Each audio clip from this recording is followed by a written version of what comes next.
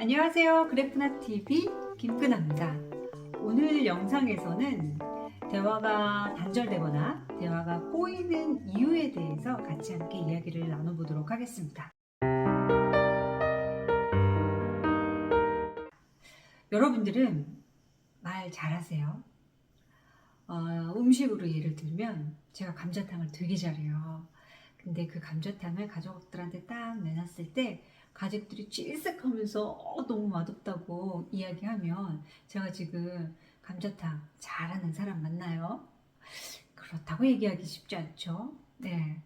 우리가 내가 잘하는 거, 내가 좋아하는 것을 상대방도 좋아한다라고 인정해 줄 때, 요리를 잘한다라고 표현을 할 수가 있을 텐데요. 대화도 내가 이야기하는 말이 상대방도 편안하게 잘 들린다면, 잘 전달된다면, 대화를 참 잘하신다라고 할 수 있지만, 나는 굉장히 상대를 위한다라고 얘기했는데 상대는 전혀 그렇게 느끼지 않고 상처를 받았다라고 얘기를 한다면 다시 한번 생각해 볼 필요가 있겠죠. 우리는 왜 이렇게 대화가 꼬이거나 단절이 되는 걸까요? 우선 하나의 예를 들어봐 드리도록 하겠습니다. 저희 신랑이 지난주에 일주일간 멕시코로 출장을 갔다 왔어요.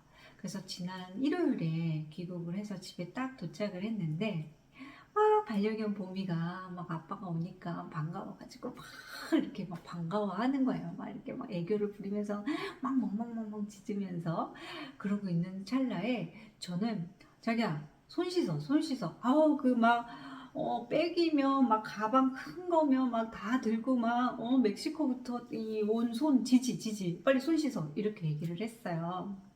그랬더니 저희 신랑이 저희 딸한테 그러더라고요. 니네 엄마는 진짜 융통성이 없다. 내가 보미가 막 달려오니까 얼마나 반갑냐. 그래서 이렇게 막 안아주려고 했는데 융통성이 없어. 그랬더니 저희 딸도 아빠의 말에 동조하면서 맞아 엄마. 그럴 땐 좀 융통성을 발휘해야지라고 이야기를 하더라고요. 맞습니다. 이렇게 제가 생각하기에는 위생 청결 이게 너무나 중요하지만 상대방에게는 그것보다도 반김, 환호 이런 것들이 더 중요하게 여겨진다면 저의 말은 곧 상처가 됐겠죠. 우리가 이러한 것들 이렇게 뭔가 어떤 상황을 보거나 어떤 사람을 딱 봤을 때 행동을 보았을 때 또르르륵 떠오르는 생각을 자동적 생각이라고 합니다. 자동적 생각 누구나 가질 수 있죠. 어떤 경험을 하느냐에 따라서 어떤 양육자의 양육 과정을 거쳤느냐에 따라서 어떤 교육을 또 받았느냐에 따라서 굉장히 다양하게 또로로록 떠오릅니다. 그럼 이 자동적 생각이 대화와 어떤 연관성이 있느냐?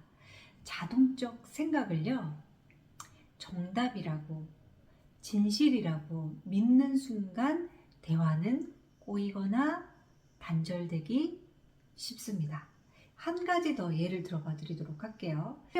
딸이 한 명 있는데 우리 집은 10시 반까지 귀가하는 것을 규칙으로 정해놨습니다. 10시 반이 됐는데 딸이 안 들어오는 거예요. 그래서 제가 문자를 보냈어요. 딸 어디야? 그랬더니 놀이터에 있대요.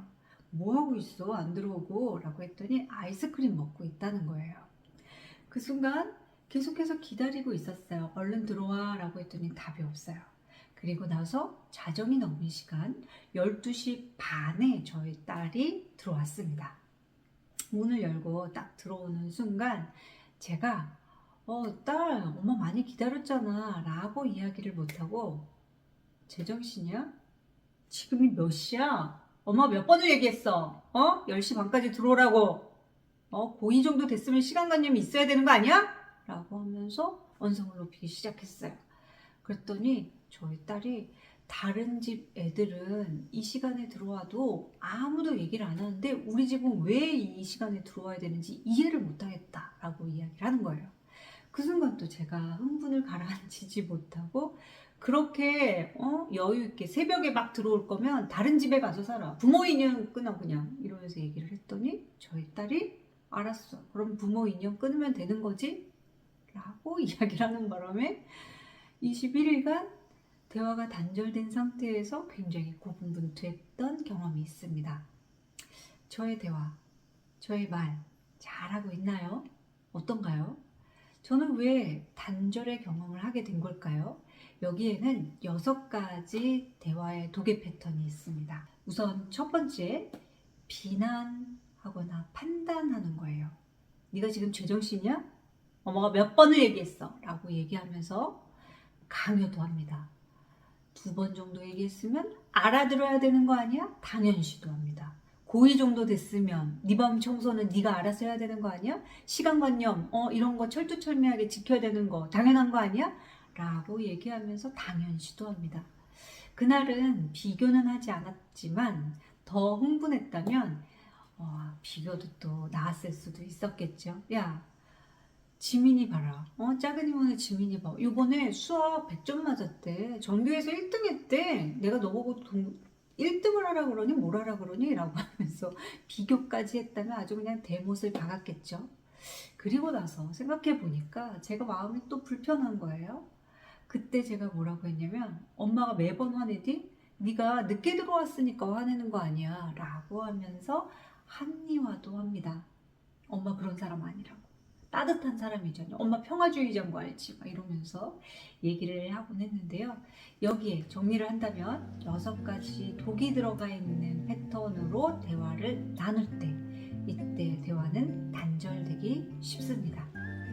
첫 번째, 비난. 2번째, 판단. 3번째, 강요. 4번째, 비교. 5번째, 당연시. 6번째, 합리화. 여러분들은 어떠세요? 일상에서 나는 얼마나 대화에 있어서 독이 되는 단절의 패턴을 사용하고 있는지 한번 알아차려 보시면 어떨까 싶습니다.